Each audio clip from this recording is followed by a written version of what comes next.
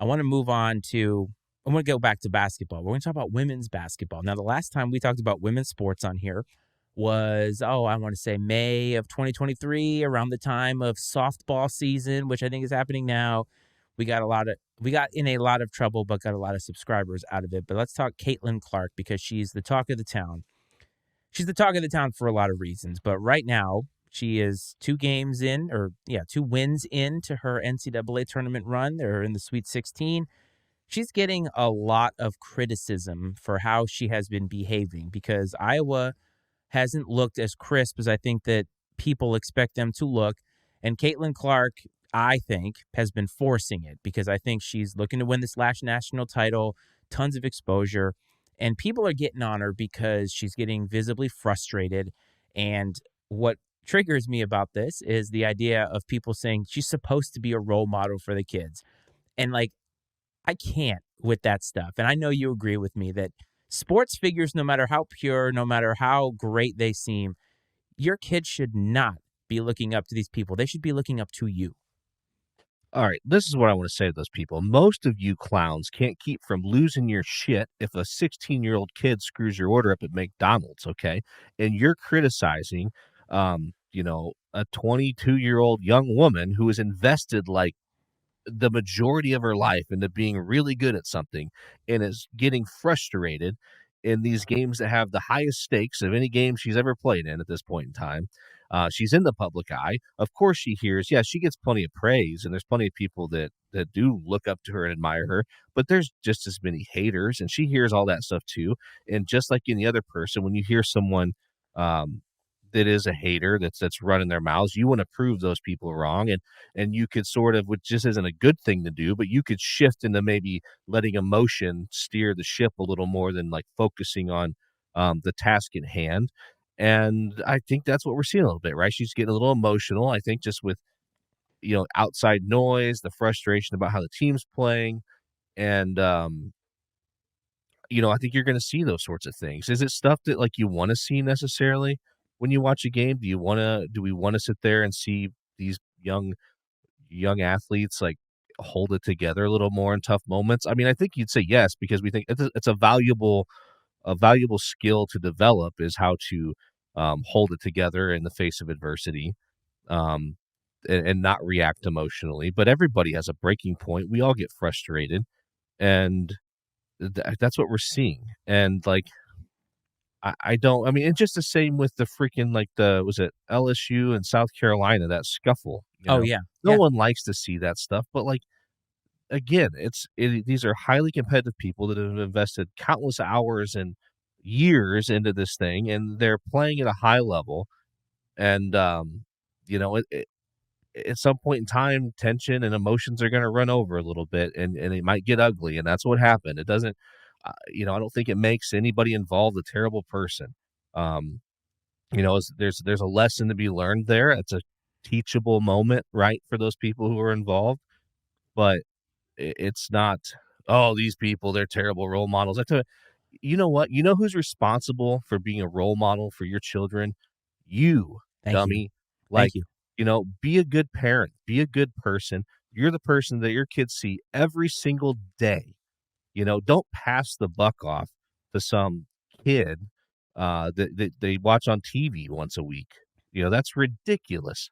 And you're seeing this person for 2 hours. If you want to admire their athletic talent and their skill, all about that. Do that all day long. I'm not saying don't look up to them for the athletes that they are. And yes, there are plenty of athletes out there that happen to be pretty good people too, which is wonderful. Sure. But they're under no obligation to be a role model for your children. No. Like, remember when people were outraged that Tiger Woods had extramarital affairs? And it's like, folks, he is not here to make you feel good about yourself. He was paid to play golf, and he's flawed just like the rest of us. But Caitlin Clark is in an interesting position because she's obviously breaking records, and she's breaking men's records. And I don't want to make this political, but I think there are a lot of people who watch a woman do that and probably feel a certain way. I'm not going to say that they don't like it or whatever, but we talked about the criticism that she's getting with breaking these records, and people are like, it doesn't count. And it's like, why can't we just be happy and appreciate what we're seeing. Caitlin Clark is being put up on this pedestal as a role model because, and for better or for worse, she has been identified as a reason why people are watching women's basketball. That inherently is a good thing, but it's also a lot for her to put on her shoulders, on top of having to be the greatest player on her team, on top of having to shut up the naysayers who say she isn't as good because she hasn't won a championship. Well, winning a championship is hard no matter how easy Gina Auriemma made it for all those years. And now she's got to add being a role model, and all of these parents who tell their daughters, I want you to be like her. And that's fine to an extent, but it's also a lot for Caitlin Clark. And so she's running through this tournament knowing that she's leaving, and she's trying to win. And we all press in situations where we want to impress. When we have a job interview or we have a big project that we're trying to work on and we want to get a promotion, whatever, we press and we get hard on ourselves. And I get it. You and we as fans think that athletes should be just stoic all the time. But I'm here to tell you that a lot of people said Tom Brady was a competitor, but Caitlin Clark is a whiner. And that's where there's no consistency in the argument. She's in a lose-lose proposition, and I kind of think it sucks. It does suck, man. And what else sucks is as a species, we are terrible about this. I mean, I think we've done this throughout history since the beginning of time. We are the ones that put these people on the pedestal, and then we are in such a hurry to knock them right back off, and it's insane, I mean, like, you think back to even, like, the Romans, it's like they put these emperors, in place, and the next thing you know, they're murdering them, yeah, just to do it all over again, and I think that it's just absurd, and, not to just keep banging this drum, but I'm not saying you have to like the behavior of anyone. You don't have to agree with how these professional athletes behave. You can dislike it. You can express your opinion. You can do all those things, of course. I'm just saying that the expectation that they have a responsibility um, to be these role models, I think that's flawed. I don't think that's the way it should be. I think that's um, that's you as someone who can be that role model, trying to pass off that responsibility. And the comment that we have here about people who are criticizing her should also be criticizing the dozens of men in the NBA. But I think that brings to a point the fact that when men do this, a lot of times, oh, they're a competitor, right? It's competitive. And for her, she's getting pinned as this role model when it's like, because again, she didn't ask to be a role model. Now, nobody does ask to be a role model, but I think she understands the responsibility that she has that she didn't ask for. In I think it was the first round game where the coach of the team that they played, her daughters looked up, loved Caitlin Clark, and like she went over there and talked to them. She understands the assignment. She does the right things in a lot of ways. And guess what? She's human and she's going to do the wrong thing.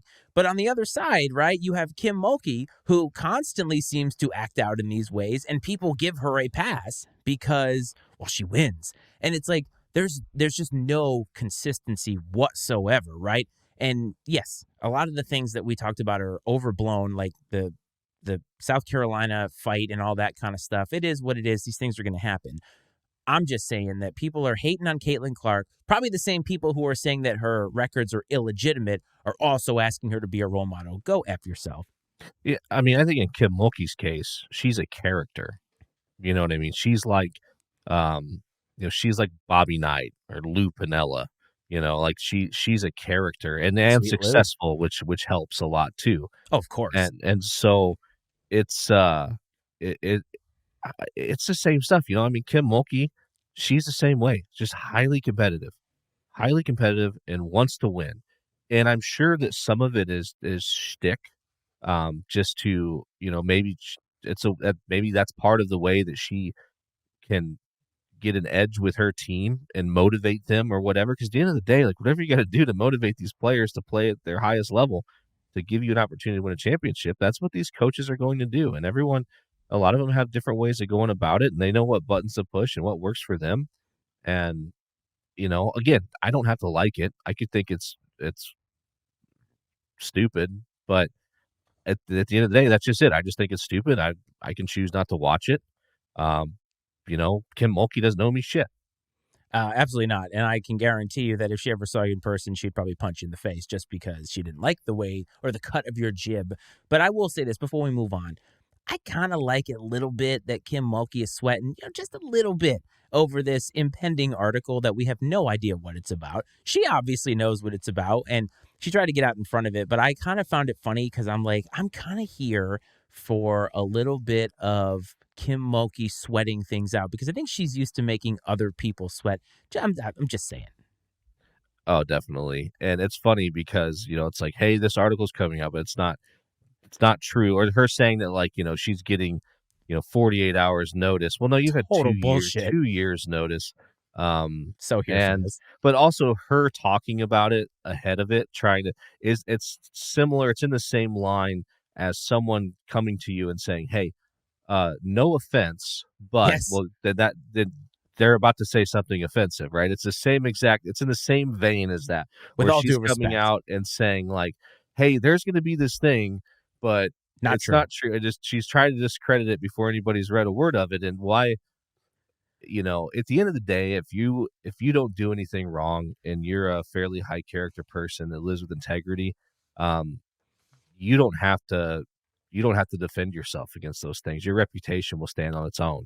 And I mean, I'm assuming whatever it is probably doesn't reflect very fondly on her. I'm sure And it's not going to be an article talking about how she, like volunteers at the Boys and Girls Club.